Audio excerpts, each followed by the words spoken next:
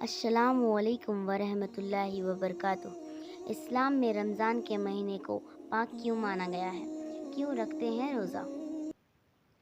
آئیے جانتے ہیں پاک مہینے رمضان کا اتہاس۔ اسلام میں رمضان کے مہینے کو پاک مانا گیا ہے۔ اس مہینے میں لوگ سبھی پرکار کی برائیوں سے دور رہتے ہیں۔ پاک رمضان مہینہ میں اللہ کے اپنی نزدیکیوں کو بڑھانے کا اوسر مانتے ہیں۔ اس مہینے میں روزہ رکھ کر خدا کی عبادت کی جاتی ہے اور اللہ اپنے بندوں کو رحمتیں ایوم برکتیں دیتے ہیں۔ سورج نکلنے سے لے کر سورج کے ڈھلنے تک روزہ رکھا جاتا ہے۔ اس دوران پانی تک نہیں پیتے ہیں۔ روزہ میں اللہ اپنے بندوں کو کڑی امتحان لیتے ہیں۔ رمضان سے ٹھیک ایک دن پہلے چاند دکھائی دیتا ہے تو اگلے دن سے روزہ شروع ہو جاتا ہے۔ آئیے جانتے ہیں پاک مہینے رمضان کا اتہاس۔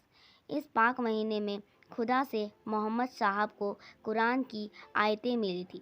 تب سے اسلامی کیلنڈر کے 9ویں مہینے رمضان کو پاک مہینہ مانا گیا ہے۔ اس میں خدا کی عبادت کے لیے روزہ رکھتے ہیں۔ قریب 30 دن تک روزہ رکھا جاتا ہے اور انتم دن عید الفطر مناتے ہیں۔ رمضان مہینے کے 30 دن 3 اشروں یعنی حصوں میں بٹے ہوئے ہیں۔ رمضان کے 3 اشرے رحمت، برکت اور مغفرت ہیں۔ رمضان کے 3 اشرے رمضان کے پہلے 10 دن رحمت کے ہوتے ہیں۔ اس میں خدا کی عبادت، قرآن، نماز، زکوٰۃ اور فطرہ دیتے ہیں۔ یہ پہلا اشرہ ہوتا ہے۔ رمضان کا دوسرا اشرہ بھی 10 دن کا ہوتا ہے۔ اس میں جانے انجانے میں کی گئی غلطیوں کے لیے معافی مانگی جاتی ہے۔ نیک بندوں کو خدا رحمت اور برکت دیتے ہیں۔ رمضان کے آخری 10 دن تیسرا اشرہ ہوتا ہے۔